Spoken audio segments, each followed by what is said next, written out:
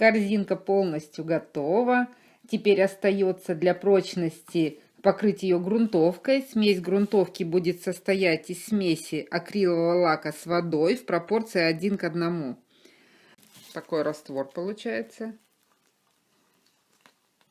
Трубочки перед плетением мы покрывали смесью тоже акрилового лака с водой, для того, чтобы они были пластичные. И вот сейчас, когда корзинка подсохла, то она уже достаточно прочная. Но все же сейчас мы еще прогрунтуем ее. Вот, можно прогрунтовать на 2 раза, но перед каждым слоем грунтовки нужно будет просушить где-то часов 12, для того, чтобы хорошо раствор высох. Берем жесткую кисточку с искусственным ворсом и вот так вот равномерно покрываем все изделие, особенно в местах соединения, вот здесь. Загибка не будет гнуться, корзинка тоже, ее можно будет мыть под краном, ее можно будет протирать влажной тряпочкой, она уже обретет прочность. Ее можно будет использовать в быту. Так как у нас акриловый лак на водной основе, то в этой корзинке можно хранить продукты, можно хранить хлеб.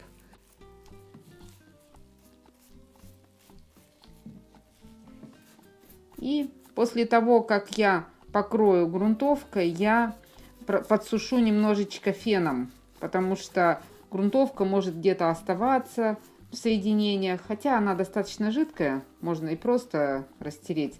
Акриловый лак после высыхания приобретает прозрачный цвет, то есть сейчас вот он белый, потом будет прозрачный. Ну, я все же подсушиваю феном. Все хорошо везде промазываем во всех местах. Хорошо растираем вот так.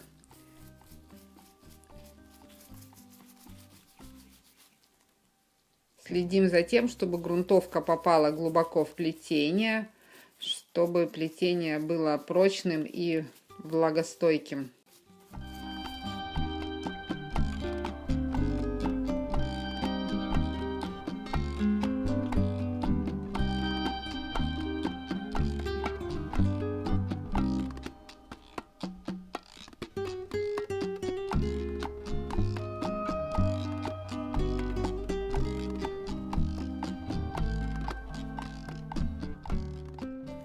Когда дуете феном, то вот так вот можно еще кисточкой растирать.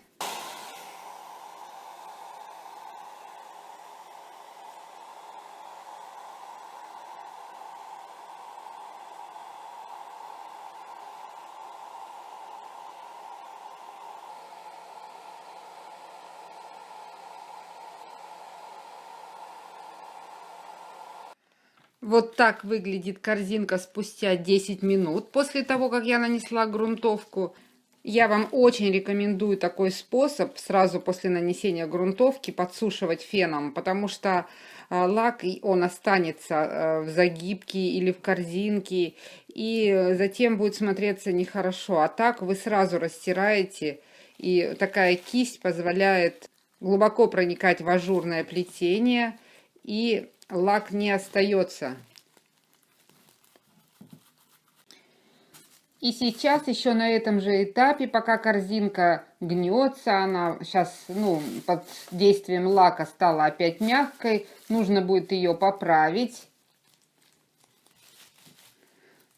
Обязательно где-то выровнять еще, то есть сделать верх корзины круглым и ровным. От того, как будет выглядеть верх корзины, зависит впечатление от всего изделия. Поэтому особенно хорошо вот делать верх корзины красивым. Потому что если какие-то будут недостатки даже в плетении, то это не будет так заметно. Но если вы сделаете загибку кривой, некрасивой, не поправите, то это будет бросаться в глаза, и впечатление от вашей корзинки будет уже не таким хорошим. Так что тратьте на это время, и вы увидите результат. Можно поставить форму-основу, вот, но она уже полностью не входит. Я подложила крышечки. вот на дно немножечко повыше будет. И вот так вот ставлю, аккуратненько выравниваю. И на какое-то время оставляю просушиться с формой. Тогда верх корзинки будет идеально ровным.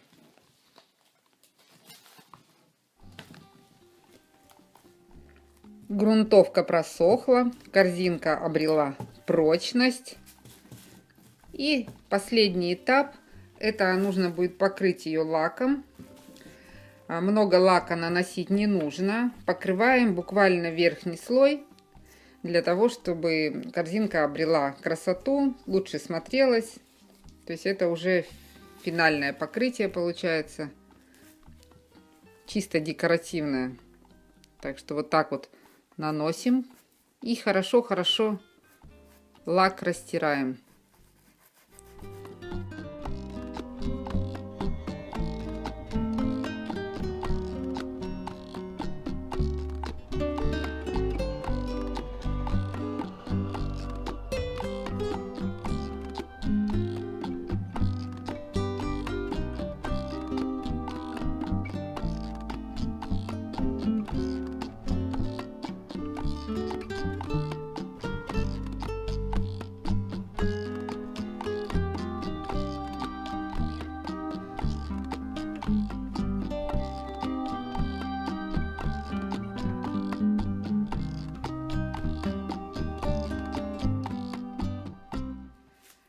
Вот я хорошо растерла лак. Видите, нигде лак не остался.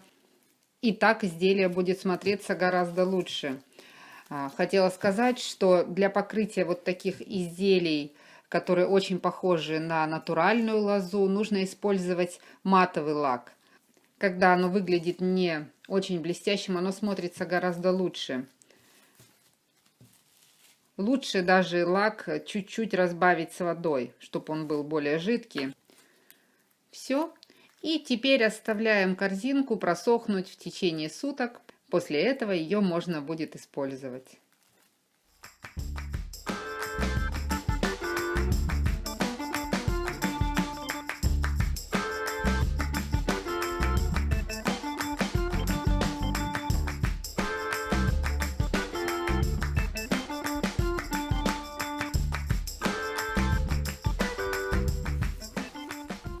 Равномерно покрываем смесью со всех сторон и хорошо размазываем лак, чтобы он не остался в плетении. И даем просохнуть примерно 12 часов до того, как мы будем покрывать лаком. Если вы хотите ускорить процесс высыхания, то можете высушить ее феном.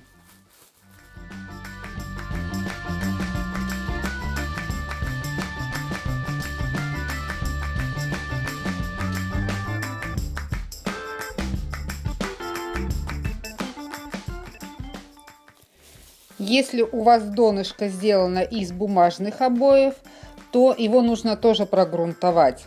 Но если обои виниловые или флизелиновые, то покрывать ни в коем случае не нужно, потому что они уже покрыты специальным лаком.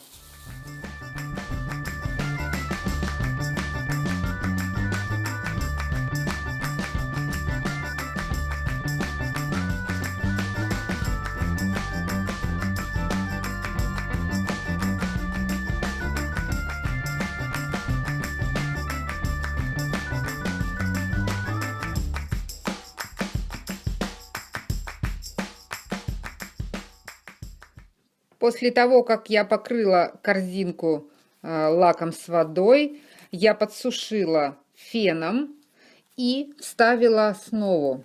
Основу я ставила для того, чтобы корзинка высохла по ней. Если вы хотите, чтобы ваша корзина была ровная, то сушите ее на каждом этапе на основе. Это позволит вам сделать ее абсолютно ровной, и она будет так смотреться намного лучше. Есть еще один способ выровнять верх корзины, сделать его круглым. Это в том случае, когда форма основа уже не входит в ваше изделие. Можно просто сверху поставить круглую чашку, если у вас есть такая по размеру. Вот как я это сделаю. И придавить ее. Так по круглой форме верх корзинки выровняется и будет смотреться очень хорошо. И так оставить сушиться. Спустя 12 часов корзиночка высохла. И сейчас, когда корзина полностью просохла, мы ее можем покрыть лаком. После грунтовки корзина приобрела прочность. Она абсолютно не гнется. Лак позволит придать блеск. Так как у нас корзина очень яркая, то подойдет глянцевый лак. Наливаем лак в любую емкость. Много лака наносить не будем, поэтому налейте чуть-чуть, потом можно будет добавить. Также я буду использовать жесткую кисть с искусственным ворсом. Лучше ей будет размазывать лак, и он не останется в плетении. Также можно использовать еще маленькую кисточку для того, чтобы пройтись в конце и убрать излишки лака. Не нужно наносить много лака. Достаточно покрыть только верхний слой корзинки и очень хорошо растереть лак. Потому что если он останется в плетении, он там будет смотреться плохо.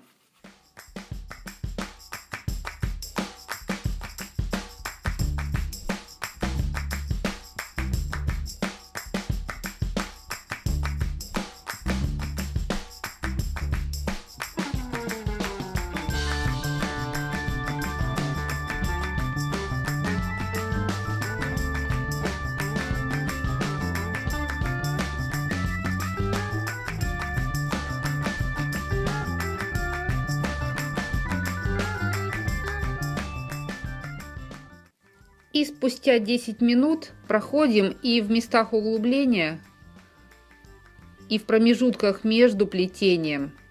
Вот так вот убираем излишки лака. Убираем на салфетку.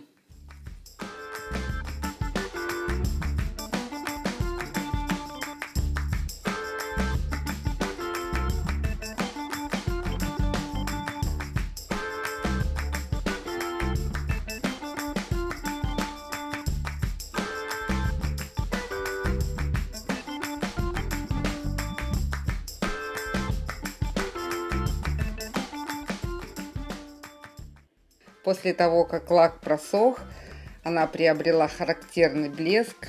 Когда такие яркие изделия покрываете глянцевым лаком, они очень здорово блестят, переливаются.